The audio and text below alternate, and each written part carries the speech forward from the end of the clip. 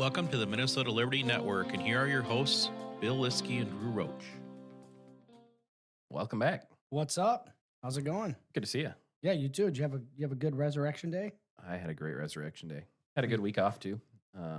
That's why this show will be interesting because we have to keep it fresh. But it's been a week of time off from the Capitol. Yeah. It's was a very nice week off. I'll say that. Oh yeah. Still had a lot of work I was doing, but it's nice to, kind of reset a little bit. And see, I got lucky enough. I went over to the Wisconsin Dells. Oh yeah, it's always fun. Yeah. Going down some water slides. Water slides, nonstop water slides. Did you do the drop slide? I did not do the drop slide. You didn't go on slides. The outdoor slides were not open. So no, I guess it depends on where you go. Oh, you're talking about the wilderness one where you have to drop through the hole? Yeah. Yeah, you stand there and then just in case you're curious, Drew. It hurts though. No. In case you're curious, I am over 250 pounds, which means I exceed that limit. I don't know. I was going to ask that. Isn't There there is like a some limit limits to where you can go down? There is a limit on that specific slide of a max weight of 250 pounds. So sure, no sliding on that one for me. I went down. There's 3 of them, and I think it was at Kalahari. Oh well, is see, where I we were at. I didn't go to Colorado. Yeah, when we went, but it tore up your back. I believe it. It was. But see, the cool like thing getting is, bit. see, there's both positives and negatives to being too big. First of all, I don't get to experience it, but I also don't have to experience it. So you don't have to go through the line, and they got to check to make sure you're. Oh, if you don't read the sign at the bottom, you have to stand in line, and then they weigh you at the top, and then they send you back down. I read the sign; it said no more than 250 pounds. I'm a big guy; I know how much I weigh. Is that discrimination to weigh you right on the spot like that? I mean, well, they got to make sure the slide is safe. Yeah, safety first, man. Yeah, I mean, it's no different than measuring you when you get all the way up there. Right. Are you tall enough to ride this ride? I'm not sure about this guy. Oh, I am. He'd have been banned from a couple of slides I was on. I think 48 inches, 52 inches, about usually you're free to go. Valley Ferry, you're okay then. I hit that one. He could go on the kid slide that I was also banned from, 60 inches or less. Okay. He's like, it's very possible. You're not do the math wrong. here. He's right. No. He's right there. He's right there. No, right on it. I'm He's like, right on the limit. ID says I'm like 5'4", so that's 60. If he'd have walked up there and said, "Hey, I'm sliding out," no one would have questioned him. They just let him go. It's okay, Drew.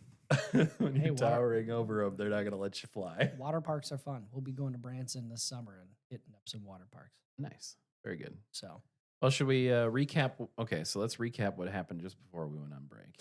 Yeah. We were that weekend. We were at a convention, I think. Yep, CD2 convention. We had our last show. We did an interview with the previous and now re-elected executive board. So they had an executive board election, and all 4 of those candidates won. Oh, yeah. Yeah, we got Joe Dideau as chair again. Yep. We got Natalie Barnes as deputy chair. We got the one and only Sarah Dutton as our secretary of CD2. Yep. And then we have Mr. Walsh from Minnesota, William Beck. Yeah. William Beck is the delegate at large. Yep. So we got a good solid executive team in CD2. Did we have some flip-flopping go on or something, or did some changing of the... Yeah, so Natalie and William switched spots is really what it came down to. Yep. But otherwise, it's the same people. And the treasurer is Mark, I think. Yep. That was the only unchallenged position. I don't think a lot of people... Nobody wants to be the treasurer. It's a lot of work. And your name is also signed away to the CFB. So, yep, not a very fun time. Yep. But yeah, that was a good convention. There was... it was a lot more contention than I expected to be. Yeah, I think, there's a couple battles going on in politics nowadays, and, both, I think both in state and federal government. You've got, left versus right, and then you've got, on both sides of the aisle, you've got the base versus the moderates. Base versus the moderates, and they're vying for, a voice or a seat at the table, right? Right. And the reality is at the end of the day, both of those sides within the party need to come together and start realizing that it's going to take a team effort. We need everybody. Right. We need all of us. I think as far as a grassroots individual, I'm looking to grow the party, grow the Right. base, and Yep. welcome as many people in as we can. And I think there's a feeling out there that there's members within our party that in some cases look down on people and have a certain level of resume requirements or certain level of experience that's needed to even participate in the process. And I think that's kind of the battles that we're having, and we just need to get past that that mindset. And since I've been involved within the Republican Party, I've seen it change significantly to being more of a blue collar, labor driven type, individual. And sometimes I don't feel like they're always appreciated within the party. And I hope that we can just let our differences, be bygones, and like I said, come together and unify behind our endorsed candidates, and that's how we win. If you look at Democrats, they when they get an endorsed candidate, they don't challenge them. No. In most cases, they get behind that individual and they support them, and they end up in a lot of cases doing really well in their elections. And I think we can take some notes from that. We always sit here and say, well, what do we do that the Democrats do? Well, one of the things that we don't do all the time is support our endorsed candidate.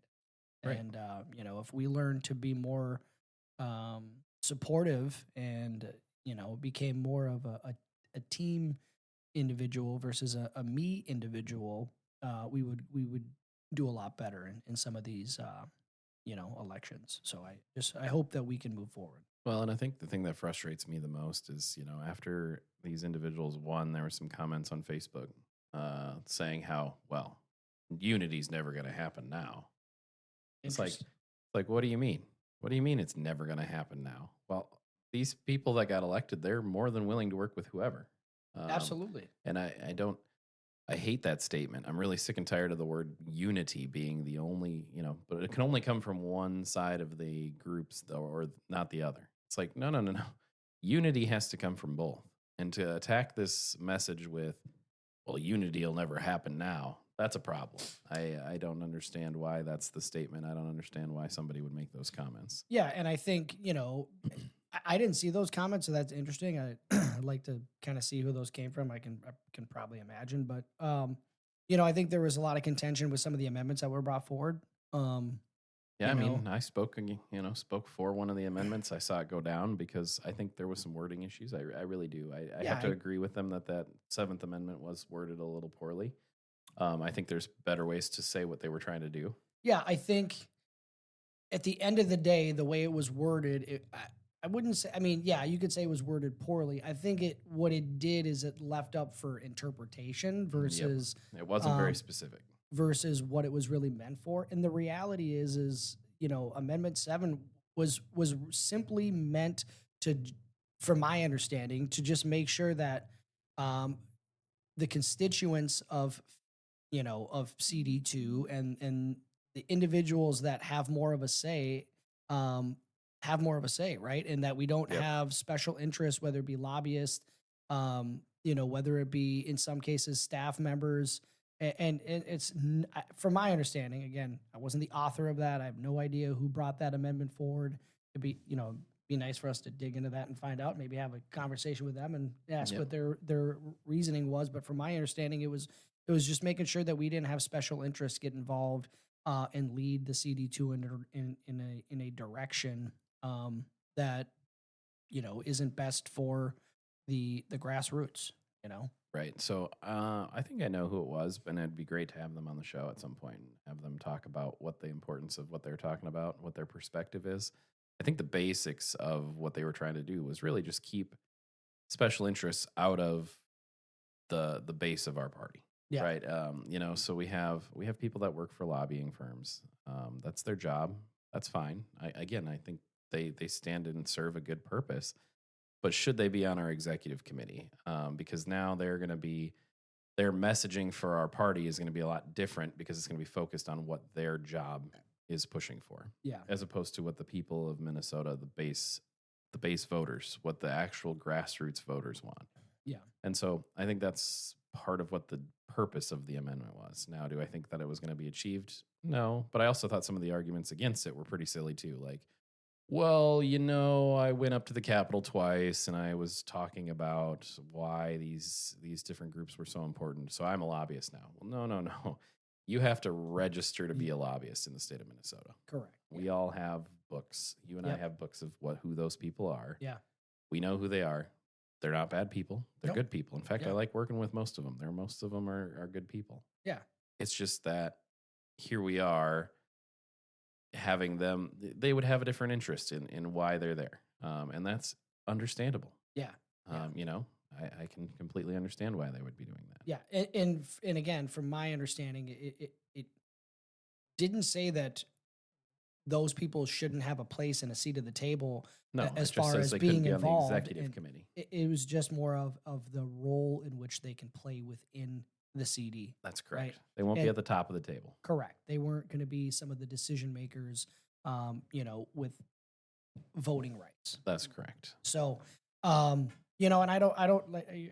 I personally don't necessarily think that's a bad thing. I think, again, the language needed to, obviously the delegates decided that the language needed to be cleaned up. And, I know there were some people that, that we work with, or at least that I work with in the House that are staff members that, they're good people. And, they should have an opportunity to participate. But I think there is that thin line, as a obviously you and I wouldn't be eligible to sit on the exec committee as we shouldn't. And I don't want to. Yeah, and I don't want to either. But, I think there's just, it was an interesting it's interesting that it dynamic went that down. day. Yeah. And, it was the thing that was most important to me from my perspective is the message of the amendment made sense. I don't want anybody that works for me, with me at the Senate to have to be on the executive committee, because then I'm kind of sort of the last. I'm a senator. Yeah. You're not going to tell me no at the Senate. So if I ask you something, you're going to tell me because you feel like you have to. And I don't want you to ever feel like that weird power position. I don't want that in there. And so I think that's another important aspect of what we were talking about. Well, and with that, we shouldn't have executive members that have to abstain from, Votes. a numerous amount of votes, because That's their it's their in a job. lot of cases, that's their job. So if you have to abstain because of, A conflict of interest, then you really shouldn't be in that So position. let's remove the need for those abstentions. That's the reality. So that was CD2. I mean, it ended up, the people we endorsed ended up winning. So Yeah.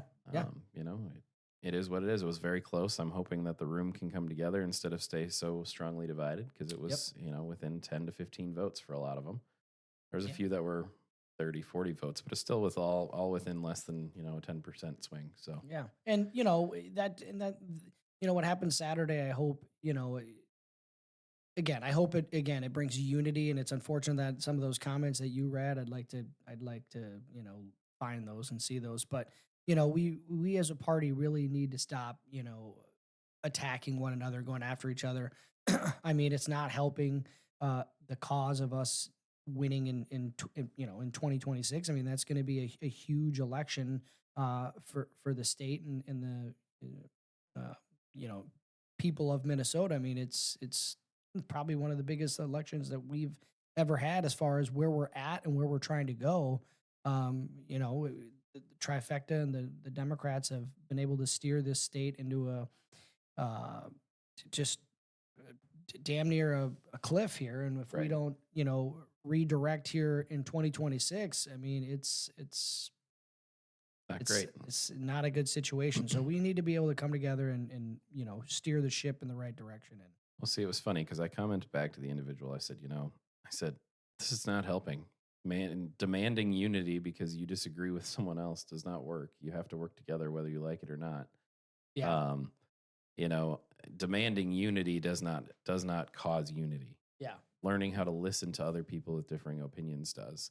And what's funny is then he snapped back at me and goes, well, you're a state senator. What have you done to create unity? And I'm going, well, considering I work with anybody and everybody, I did get, in 2024, I did get an award for or an award. I got a recommendation as one of the most bipartisan senators in the state of Minnesota. Yeah. And you know what's crazy is I managed to still stay to my values, right? I still voted to the values of our district and did not waver on that. And I'm still able to work with people. And you know why? Because I unify. Yeah. The idea is to work with whoever. Yeah, and you know, I'm a co-author on a handful of bills with Democrats, but they're more reasonable bills, right? I mean, there's some things that we just can't work together on, right? There's some things that because the Democrats have such a the extremists within the Democratic Party have such a stronghold on that caucus. There's some things that we just cannot agree on, and we cannot have those conversations. And you know, for the more moderate Democrats that are willing to have a reasonable conversation, those are members that we can have those conversations with and really have legislation that actually can make a difference, and we can come together on. And I know I'm on a handful of those bills that do that, but you know, that's not as common as we'd like to see. Right. You know, well, that segues us right into one of your bills that definitely is never going to get a Democrat support.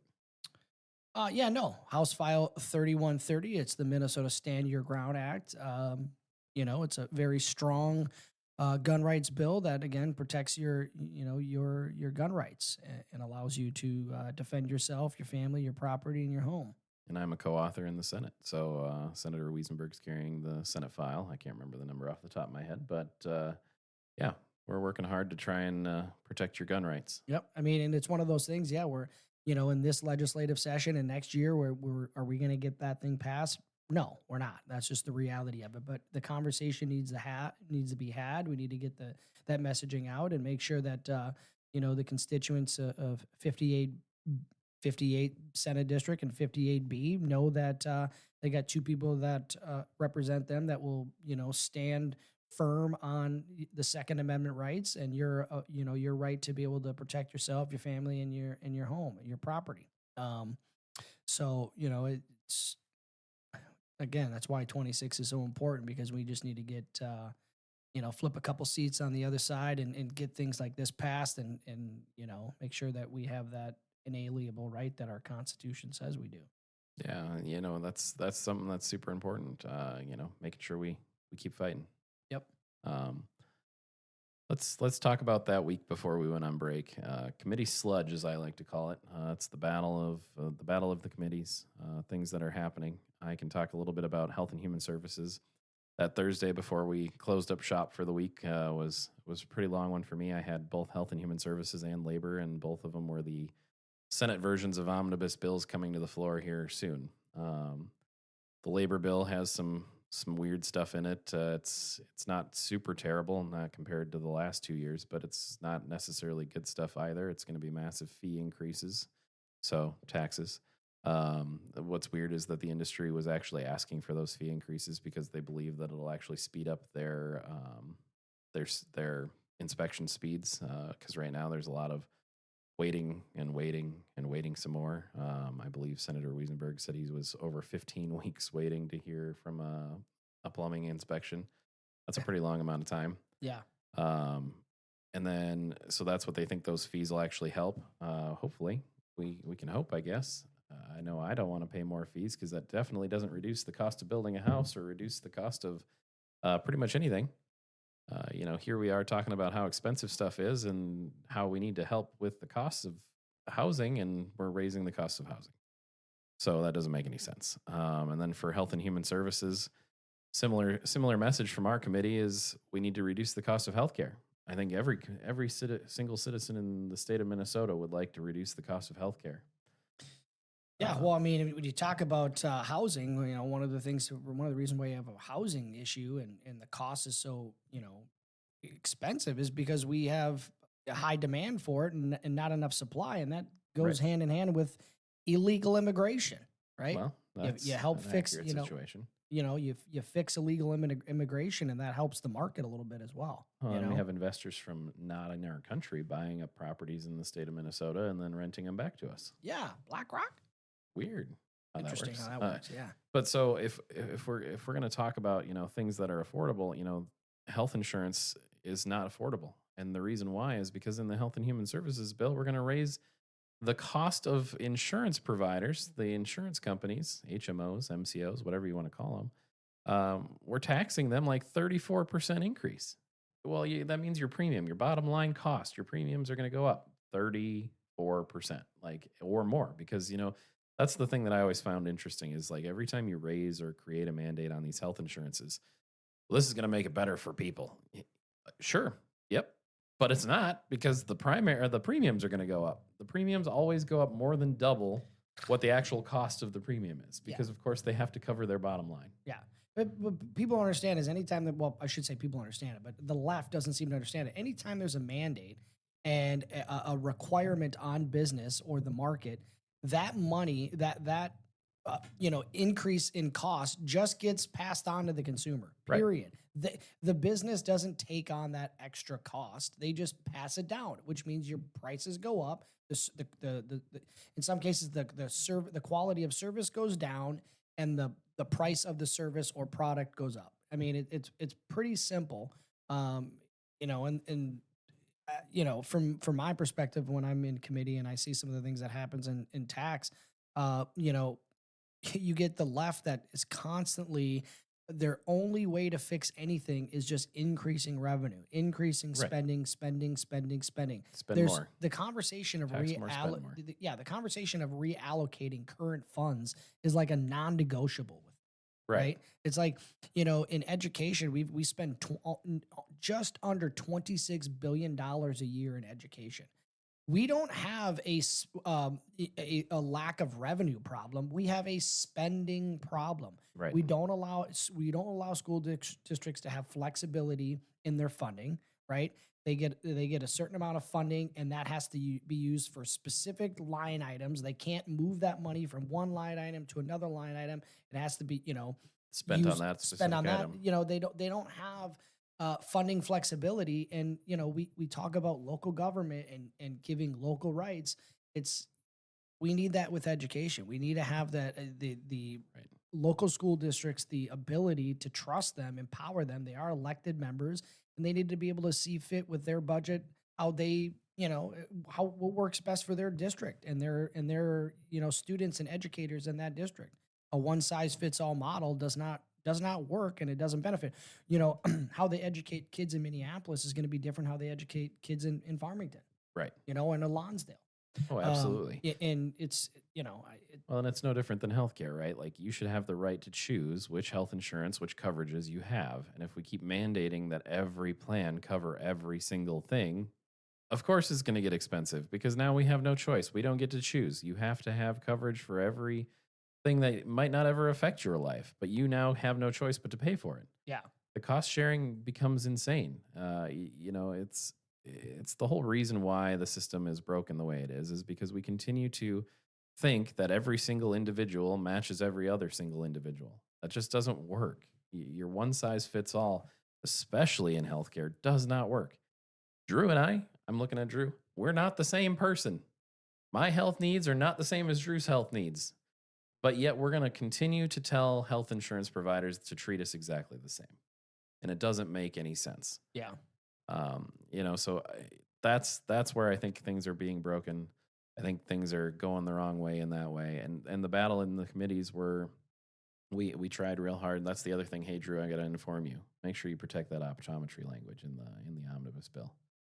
The optometrists are very important healthcare providers for our eyes. And right now they've been battling nonstop against, like what I like to say, big medicine. Yeah. Is this, I know a little bit, I think, is this the one that kind of frees up? It allows them to practice within their scope of practice. Yeah. Okay. Yeah. So shout out to all of our optometrists out there. You guys do great work. You keep our eyes safe. You keep our eyes healthy. Mr. Steve Gander. There you go. Yeah. He's one of them. Yeah. Teresa Roney, I think is her name. She's over in New Prague. Wonderful, wonderful people. So that's the battle in committee. That was what I actually did, is I actually offered the language to put it back in because the Senate version was going to suck it out, cut half their language out. So I put it back in, and we had the votes. So it's back in. Yeah. Yeah. Yeah. So, and to touch on the committee sludge, I'm in 3 committees, education, taxes, and elections. And taxes does not have all committees have, first, second, and third deadline. Taxes does not have a deadline. Right. So See, we're all done. yeah. But So you get to keep going. we're still in committee. So I've got a committee hearing today, and Wednesday. And so we'll be hearing some of those, some bills that will coming over from other committees. But otherwise, education, we're done in education, but I know leadership within education, both the left and the right, are still negotiating, at least before break. It may have changed, while we were on break, but we're still negotiating a budget. Yeah. And so, the Republicans, they're hell bent, and we've got our feet in the ground on certain asks and demands that we're expecting, and the left is the same way. And it seems like we're kind of, again, prior to Easter break, we were at a standstill as far as what our asks were and what their asks were, and I think it's good. Republicans need to stand firm on that. I mean, again, the left, at the Capitol, within the House, wants to just continue to increase revenue, and education. We don't have an education. We don't have a funding shortage. We have a spending problem. And so Republicans, we'd love to be able to repeal things, which we're working very hard to do that. But without 68 members on the Republican side, it takes one member of the left to vote with us to repeal anything. And that's what we're trying to do. We're trying to repeal mandates so we can fund schools, and they're trying to, do the exact opposite. Right. They're trying to cut schools to fund the mandates, and it's. And I think the biggest thing that I saw is not only are they cutting schools, but they're cutting specific schools this year. They're proposing to cut charter schools and private schools. Yep, special education on charter schools and private schools, right? Yep, they're cutting all the funding to them, which makes no sense. Of course, I don't know that that'll ever get through, but we'll see. I mean, we'll see. Yeah, Governor Walz is attacking families that have decided to take control of their children's education, right? Which is just crazy if to me. You're not participating in the public school system, he is directly trying to go after you, right? And it's disgusting, because if we talk about making sure that every kid has an opportunity for an education, well, shouldn't be dictated by the state. Okay, that starts at home. Yeah, and when parents make a decision to put their kids in a school that's best for their child, because they know best, it's their child, the state should respect that. Well, and we have a bunch of charter schools in our district. We sure do. So it's something that I'm very aware of, and want to protect. I want these kids to be able to go to the schools that they're going to, because they're enjoying their non-normal, whatever, not base school. Smaller class sizes. Yeah. So like the charter schools in Northfield, I mean, I visited one of them, and the students told me, they said they did not succeed in the normal system and that they were going to fail. They found this school that they're at, and they're doing way better. Yep. They're going to pass. Most of them are already hired before they even graduate from high school. They're graduating with a job offer to either go into the trades, to go work, in construction, to go work wherever they chose to work. Like they have like a work study program where they learn, they get education hours on the job, and then they get hired by that job coming out of high school. And those kids that's what they want to do. Yeah. And I don't understand why we need to, take away funding for that specific stuff.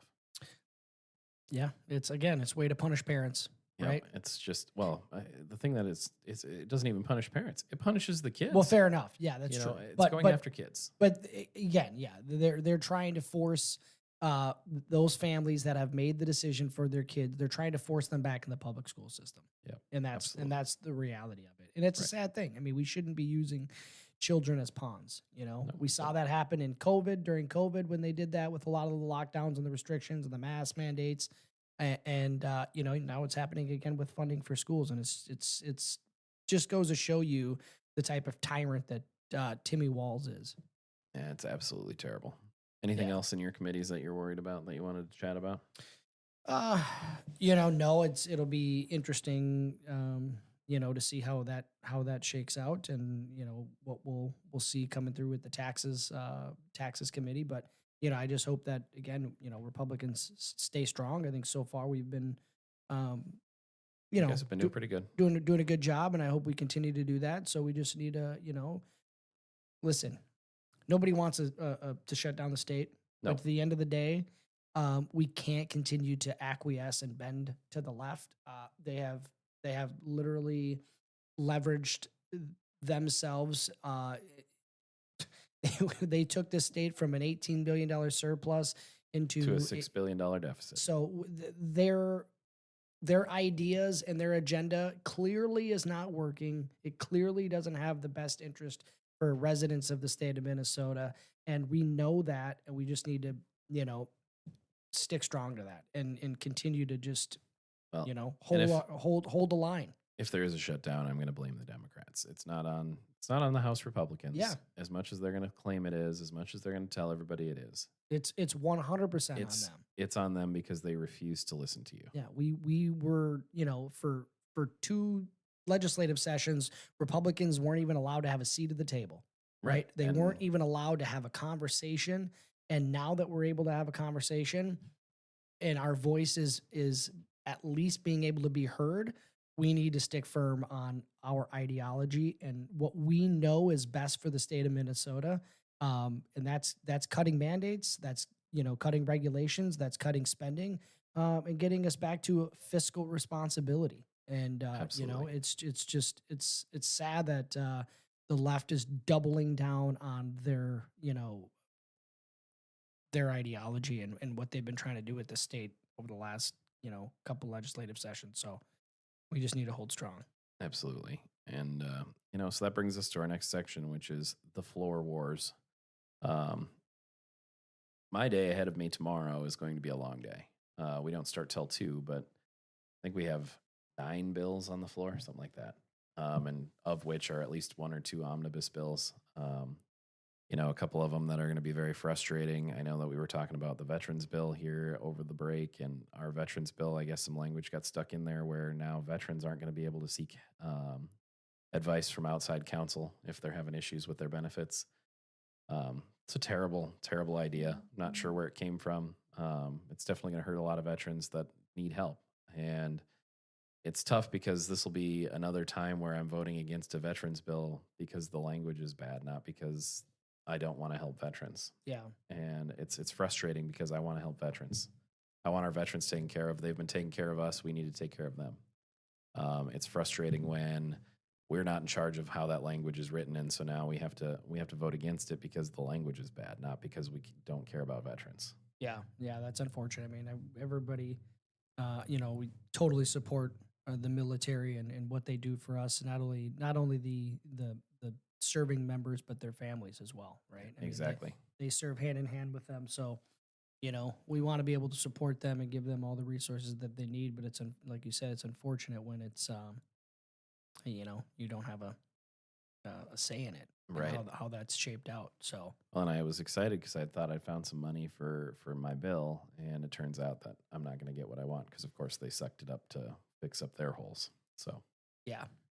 It's frustrating. Frustrating battles. It is what it is, though. Here we are.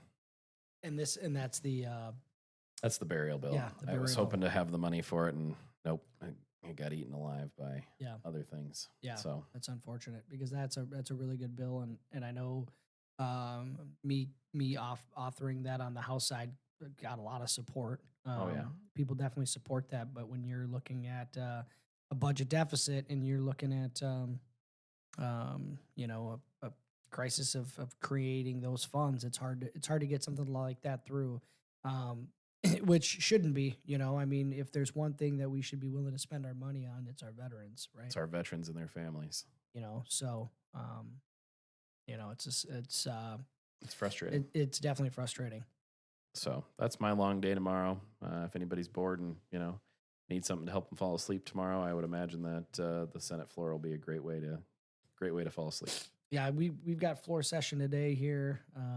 Got a couple bills. I think it's only 3 bills that we're going to be hearing. We're going to be rehearing the scuba diving bill that I think we already passed in the House, then went over to the Senate. From my understanding, the language is a little bit different. So now I think the House and the Senate came back together, and Sounds like you guys are going to accept our language. Okay. And That's what I've been told. We'll see. Yeah. So, we'll be voting on that and a couple other bills today. And so The scuba diving bill is a big deal. It's something that, you and I might disagree on how to vote for it. Normally I'm absolutely opposed to heavy business restrictions, heavy-handed government. In this specific case, 2 boys were unfortunately sent out with zero experience or next to zero experience when it came to scuba diving, and they both died because they drowned. And so that's a pretty big deal, and that's a pretty big issue. And so if you're gonna be in a market where you're gonna use scuba gear, you should also be able to say, "Hey, my employees are trained in scuba gear use." So yeah, and I guess my big thing with it was just the lack of specifics in there. There Sure. wasn't. I didn't see anything in there that talked about depth of water. I mean, and requirements for that, right? Right. Like where do we draw the line? Where do we start it?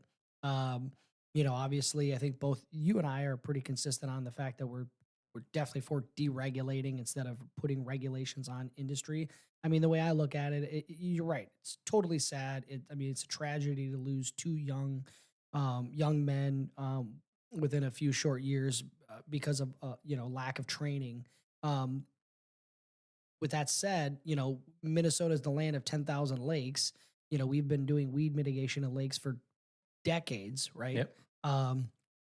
And so to have, I wouldn't say strict regulation. I guess I haven't fully read up on the Senate language, but to have some heavier regulation on that field, when in all actuality it hasn't been a problem outside of these 2 tragedies. For me, it's just kind of in some cases it's a knee-jerk reaction, and so that's where I just get a little bit hesitant on making a decision for an entire industry because of 2 outliers. But with that said, it should help save some lives. I don't think that this is it's gonna. I don't think it's going to solve the problem, right? So there's always risk, and there's always a chance. The idea is that the industry now will have to follow what was already, and see, this is the other part of it that I have a hard time with, right? I voted for it because I think once they added the language that it really will save some lives. Without the language, it was even more open. Like you said, it's not very specific at all, and that was something that was frustrating to me. Is like, okay, so we're doing this. I felt like it was a political stunt until we put some of the language in that I asked for. And so if we're going to do a bill, in my opinion, this is my opinion, if we're going to do a bill, then we have to do it right.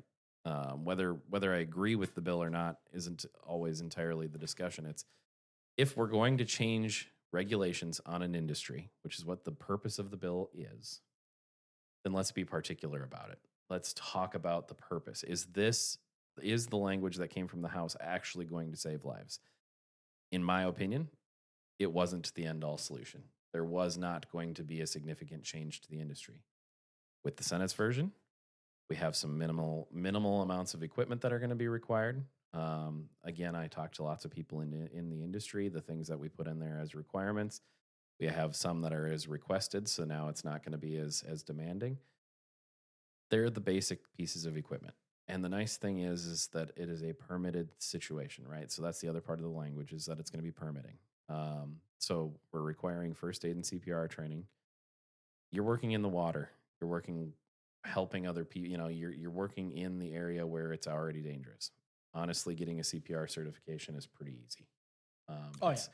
It's required to babysit kids, right? It's not hard. It's pretty easy stuff. Another one is just another standby person. In this case, a standby diver. In case you're diving and you get too far out and you lose where you are and you're going to drown, your standby person can actually come out and save you. They're going to be able to come out and help. So those are the things that I thought were important. I didn't get super into it. Like you said, if we would have gotten more depth, I think description, it might have even gotten more restrictive. Sure. And so whilst I agree with you, I think that, why do we need all this stuff unless we're this many feet out and this many feet deep? Exactly. That's why the equipment that I picked is only for stuff that would be like all depths. Yeah. It may make sense for pretty much every depth. You know, because from my perspective, a lot of this mitigation that's being done, it's being done normally in a few feet of water. Yeah, it's being done on I should say beachfront, but you know, waterfront properties. People want to have their floating dock, and you know, they want to be able to have the lily pads or weeds out of there, and you know, a lot of that's done by homeowners themselves, right? And property owners themselves that go up there when they're putting in the dock. They do what they need to do. They, you know, listen. I've got a family member that when they put out the dock, you know, gets his scuba gear on. Part of it's just he likes it and it's fun for him. Now he's trained. Right. See, that was the other part of the equation is that these boys weren't trained. Where now it's going to require training. You have to get trained in order to go scuba diving. And honestly, you should be trained in scuba diving to go scuba diving. It's as simple as that. But, you know, so for me now it's like, well, what if, are you allowed to do that just snorkel? Right? Like, I'm sure there's some people that just did it via snorkel because it's not that deep, or it's, you know, they custom made a longer snorkel and, you know, you know, so, you know, I think overall it's, you know, it's going to help. But it's funny because, like I said, I normally am absolutely on your 100% on the deregulation, not on the regulation side at all. But in this specific instance, after, you know, learning how to fly airplanes, that's the other part of this equation, right? Is I would have thought, hey, anybody could hop in an airplane, could go learn to fly. Once you get into it and you start to realize, like, no, there's a lot to it. There's a lot more to it than just getting in, pulling on the yokes, and calling it a day. Sure. It's the same thing with scuba diving. There's a lot more to it than what you think there is. Once you get into the scuba equipment and you start to learn about the scuba equipment, it's like, oh, this is actually, there's a lot to this this activity. Sure, snorkeling, absolutely different. I think it's pretty silent on the choice of using snorkeling equipment when it comes to just snorkeling. It's talking specifically about when you are using scuba equipment to do this task. Gotcha. So that's, you know, something that's important in that discussion too, because I don't think it's saying that you can't snorkel to do this. It's just saying that if you're going to scuba dive in these equipment with this equipment, this is the stuff you need to have.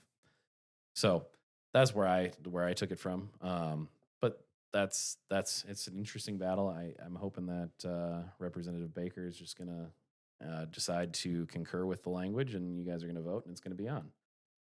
Because at the end of the day, we need to get, if we are going to pass this legislation, it should get done before the season starts. And the season's pretty much starting. So yeah, I mean, it had full support last time it came through the House. Yeah, I can't imagine it's going anywhere. I've talked to a few representatives over there that were actually excited to see the language that I put in. Even Representative Baker was on the Senate floor when we were doing it on the Senate floor, doing the bill on the Senate floor, and it didn't sound like he was too upset about what we were doing. So that'll be you guys. Yep. All right, now let's go to our favorite section of the day. Oh yes, liberal tears, the crying, the whining, and we've got the fit throwing. We've got one of these Walz. We got a Walz employee. A Walz employee. DHS. Yeah. Dylan Bryan. Pull him up. Look at this guy. He's such a badass. Let's really see him. Yeah, there he is. Look at him. He's a tough guy with his keys, scratching up Teslas. Yep. So, Minnesota state employee arrested on suspicion of damaging multiple Tesla vehicles. Suspicion? I can see him. Pull up the video. Yeah, I was going to say, scroll down just a little bit. I think we got a nice little video. We can show him walking up to a bunch of cars and scratching them. Well, I mean, do these idiots not realize that have they not been online? Have they not seen the daily videos of whether it be a soccer mom or, you know, guy like this guy? They have cameras on the Teslas. The second you walk up to it, the camera turns on and is recording. It's going to catch you. Right, exactly. It's going to let you play it there, Matt. Hopefully. Let's take a look here. Here we go. She playing? Yep, she's playing. I don't hear it though, do you? I don't think it came with any sound, but no, this shows. Yeah, it doesn't come sound, but he'll be coming up. You know, he's probably You'll see him pop around the corner of this probably other got vehicle. He's at, looks like he's at Target, so he's Looks probably like. getting some tampons for Timmy. Let's see here. Yep, here he comes. He's sneaking up.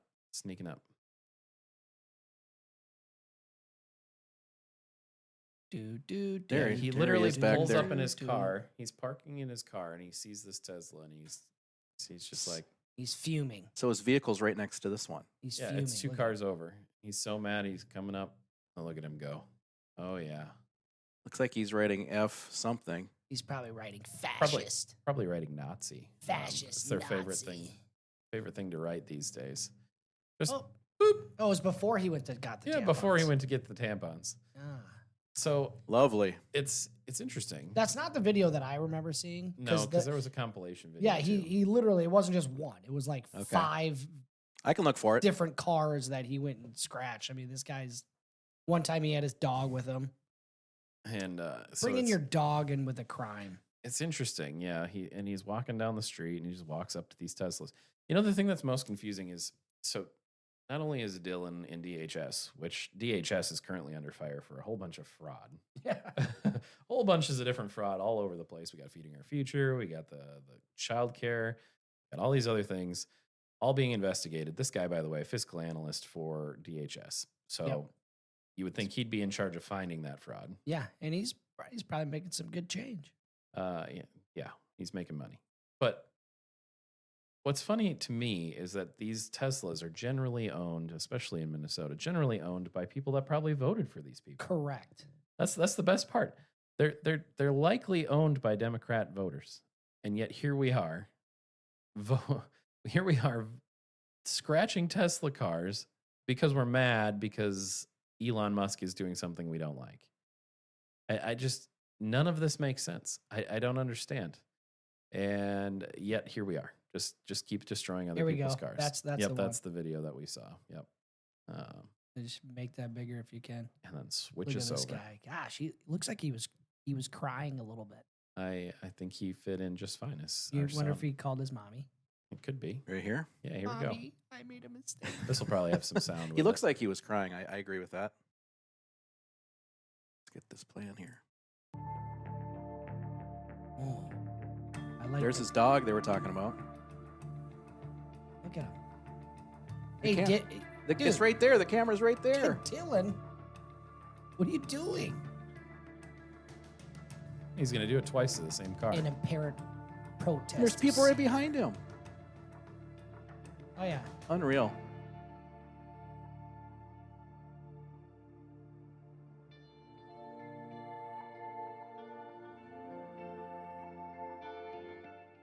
These people, man. I tell you what, I just, you can't fix stupid. well, and the thing is like, Gotta turn that offside. Welcome back. they just, And joining me now is Republican. I got her. Sorry all about right. that. So, the thing that's probably most frustrating to me is like, here we are damaging things, causing damage, and yet throwing a fit about others like ourselves throwing fits. Yeah. I